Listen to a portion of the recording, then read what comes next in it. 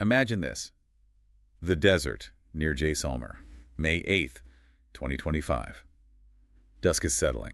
Then, out of nowhere, the sound a jet engine screaming, followed by this deep thud that you feel more than hear. Yeah, a really stark image. You see this advanced fighter jet just spiraling down, smoke trailing, and then almost silently, a parachute drifting. Definitely not a training exercise. This was the real deal, high stakes. Absolutely. And that moment, that downing, it wasn't just random, it was the climax, really, of a rapidly escalating chain of events. So that's what we're diving into today, right? Unpacking this whole incident, the F-16 shootdown. Exactly. We'll look at the sequence, the tech involved, the human element, the pilot, the decision makers, and crucially, the bigger geopolitical picture. We want to give you a really clear understanding based on what we know. Okay, let's lay the groundwork. That evening, May 8th, near Jaisalmer, what were the absolute core facts? Right, so the timeline starts when Indian air defense radars lit up. They detected a Pakistani F-16 crossing into Indian airspace. Near Jaisalmer in Rajasthan.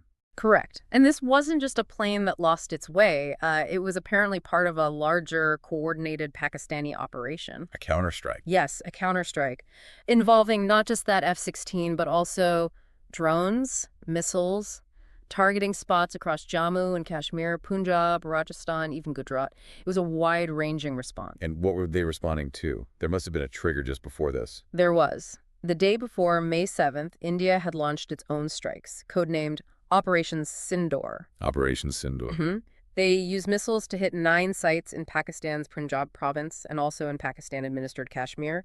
India claimed these were terrorist infrastructure sites. Okay, so Pakistan's May 8th action was retaliation for India's May 7th action. What prompted India's strikes on the 7th? That goes back to April 22nd, 2025. The terrorist attack in Pahalgam in Jammu and Kashmir, a really terrible incident. I remember reading about that. Many casualties, mostly tourists. That's right. 26 people killed, mostly Indian tourists. India immediately blamed Pakistan-based militant groups, Lashkar-e-Taiba, Jaish-e-Mohammed. And Pakistan's reaction. Pakistan denied any state involvement, denied supporting the groups in this specific context, a familiar pattern, unfortunately. So attack leads to military strikes, leads to counterstrikes, culminating in this F-16 being shot down. Let's zoom in on that moment. How did the F-16 actually get taken down? Well, the consensus points towards India's air defense network. And specifically, the system getting a lot of attention is the S-400. The Russian system. The Russian system, yes. It's designed precisely for this kind of scenario, long-range tracking and engagement of aerial threats. Think of it like a very advanced, very powerful shield. Capable of seeing things far away and hitting them? Exactly. Reports suggest its radar reaches hundreds of kilometers, and it can engage targets at significant distances and altitudes. Having that capability, well, it changes the air power equation in the region. It really does. Clearly effective in this case. Yeah. And the pilot of the S-16. Managed to eject, thankfully. Yeah. But came down inside Indian territory. So, Cap? Yes. Picked up pretty quickly by the Border Security Force, the BSF, and a quick reaction team. Reports say the pilot is being held securely, presumably getting basic necessities, medical checks, standard procedure while the authorities figure out the next moves. And that pilot now becomes a very significant factor, diplomatically speaking. Absolutely, a human element in a high-tech standoff. Let's talk about the plane itself, the F-16 Fighting Falcon. It's iconic, isn't it? Oh, definitely. An American workhorse. Pakistan's been flying them since the 1980s. It's a multi-role jet, good for air-to-air combat, ground attack, really the pride of their Air Force. And they have quite a few. Around 76, acquired mostly through U.S. military aid programs over the years. It's a major part of their air capability. But there are conditions attached to that U.S. aid, aren't there? Especially with how the planes are used. That's a really critical point. The U.S. has end-user agreements. These agreements usually restrict how Pakistan can deploy the F-16s, particularly in offensive roles against certain neighbors. Like India. Precisely. So an F-16 being downed inside India during a counterstrike immediately raises questions about those agreements. The U.S. will be looking very, very closely at this. It could complicate the U.S.-Pakistan relationship. Potentially, yes. Now, India has claimed an F-16 kill before, back in 2019 after Pulwama and Balakot. How is this different? You're right, they did claim one then. Wing Commander Abhinandan Varthaman was credited with the kill before his own MiG-21 was shot down. Pakistan denied it flat out. And importantly, the U.S. later said they'd checked Pakistan's F-16 inventory and none were missing. But this time, This time is different. You have wreckage on Indian soil, you have a pilot in Indian custody. That's tangible evidence. Much harder to deny. right, the physical proof makes a huge difference. Undeniably. So we've got the American F-16 versus likely the Russian S-400. You mentioned India's wider air defenses, too. Yes, the S-400 is the star player here, perhaps, but it doesn't operate in isolation. India's invested heavily in a layered defense network, meaning multiple types of radar, long-range, short-range, all feeding information into command centers. Then you have various missile systems, anti-aircraft guns, quick reaction teams, all integrated. The S-400 provides that top-tier long-range umbrella, but it's part of a bigger system. A complex web of detection and interception. That's a good way to put it.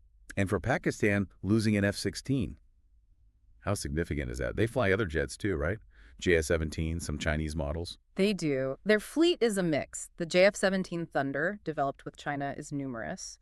And they've acquired the Chinese J-10C more recently, which is considered quite capable. There are even some reports suggesting J-10Cs might have been involved in recent sorties. But the F-16 is still key. The F-16 remains a cornerstone, yes. It represents their high-end capability, decades of experience built around it. Losing one isn't just a number. It's a blow to capability, potentially pilot morale, and their overall strategic weight. It's a significant loss. Okay, let's pull back from the specifics of the engagement and look at the bigger context. This didn't happen in a vacuum. Not at all. It's layered onto decades of India-Pakistan rivalry. Since partition in 1947, really. And the core issue remains Kashmir. Overwhelmingly, yes. The unresolved dispute over Kashmir is the main driver of tension, the cause of multiple wars and countless border clashes. It's the fundamental backdrop. And we've already traced the immediate triggers for this flare-up. Right. The Pahalgam attack in April, India's Operation Sindoor strikes in response on May 7th, and then Pakistan's counterstrike on May 8th, leading to the F-16 downing. A clear, if dangerous, sequence. Alongside the military action, there's also this intense information war happening online, isn't there? Oh, absolutely. The digital space is a major battleground. Almost immediately, social media lit up with claims and counterclaims. What kind of claims? Well, numerous Pakistani accounts started claiming major successes, shooting down multiple Indian jets. They named Rafales, MiG-29s, Su-30s, portraying it as a huge air battle where Pakistan came out on top. But any proof? No verifiable proof of any Indian losses has emerged.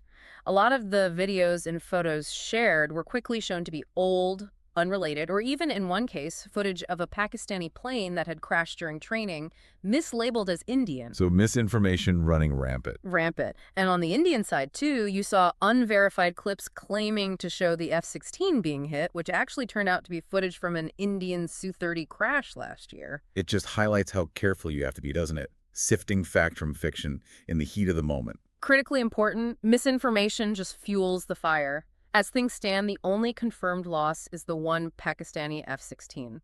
How has the rest of the world reacted to this? Largely with calls for calm and restraint. Pretty standard playbook when these two nuclear-armed neighbors start clashing. Anyone specific? The U.S. is closely monitoring, which is expected, especially given the F-16 angle and those end-user agreements we talked about.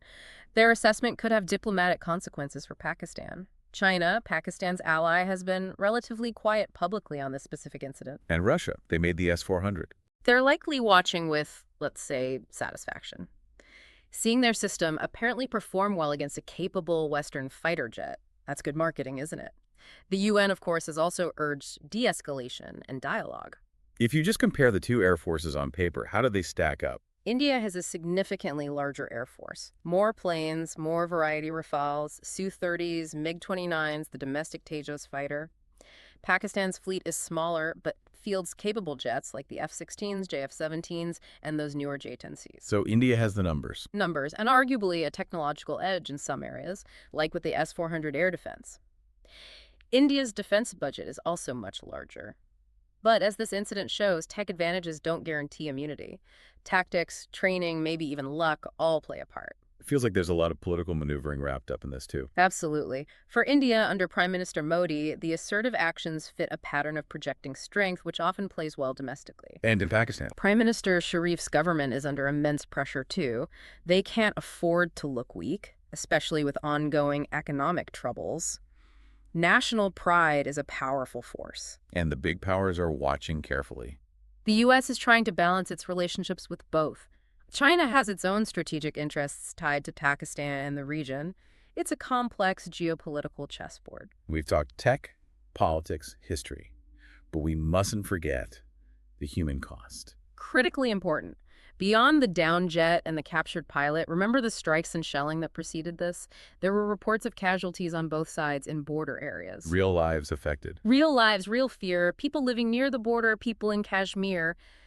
They live with this tension constantly. It has a profound human impact that often gets lost in the strategic analysis. So where do things stand right now in the immediate aftermath? Well, the reports suggest things are quiet, militarily speaking, in the Jaisalmer area, but the tension across the border, extremely high. You can bet India's air defenses are on maximum alert. And Pakistan must be considering its next move. Almost certainly.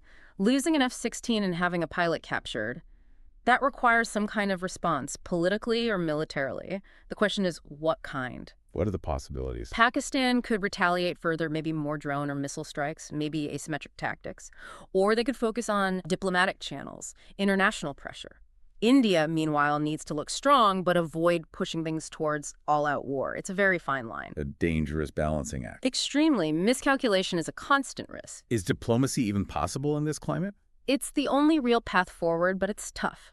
Domestic politics in both countries demand a hard line. Mediation by others, the U.S., China, the UN, is possible, but hampered by the deep mistrust. And the captured pilot adds another layer. Definitely. He could become a focal point for talks, perhaps a bargaining chip, depending on how things evolve. So wrapping this up, Yeah. the downing of that F-16 near Jaisalmer, it's clearly more than just one military incident.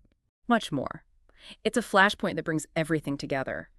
The deep historical roots of the conflict, the immediate political pressures, the role of advanced technology, and the very real human consequences. It really underscores the fragility of the situation. Precisely. A complex web of factors, all intersecting in a very dangerous way. It leaves you wondering, doesn't it? What are the long-term ripple effects when incidents like this happen between nuclear powers? How does it reshape regional security, global alignments? It's a sobering question for the future.